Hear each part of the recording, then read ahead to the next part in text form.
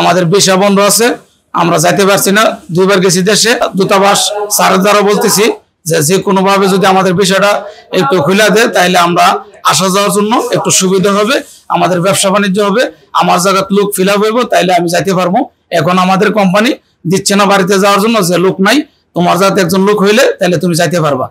এখন আমরা এরকম সংকটের মধ্যে আছি, যদি আপনি একটু হেল্প করেন তাহলে আমরা বিষয়টা খোলা হবে আর কি। এখানকার একটা এক্সচেঞ্জে আছি, তো বাংলাদেশের যে পরিমাণ রেমিটেন্স যাওয়ার কথা, ভিসা বন্ধ থাকার কারণে ওই পরিমাণ রেমিটেন্স, যেহেতু ভিসা নাই, নতুন কোনো লোক আসতেছে না, দিন দিন লোক আরো কমতেছে এখানকার।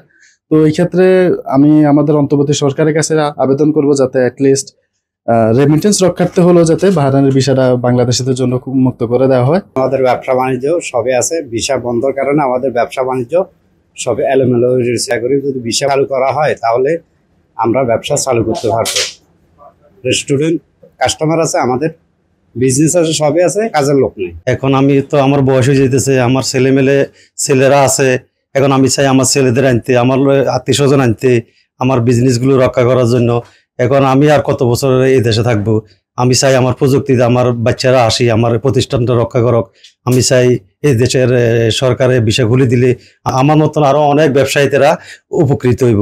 আমার নাম মোহাম্মদ সেকান্দার আলী। বাহরাইন বাংলাদেশের ভিসা বন্ধ থাকার কারণে আমাদের ব্যবসা প্রতিষ্ঠান প্রায় বন্ধের দিকে।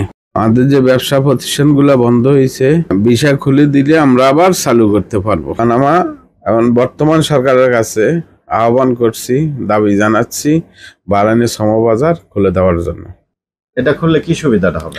লোকজনের কর্মসংস্থান হবে, ব্যবসা বাণিজ্য সামনে আগাইতে পারবো, প্রবাসে বাহরাইনের সমবাজার আমাদের আরো ভালো হবে, সব দিক দিয়ে আমরা উপকৃত হব।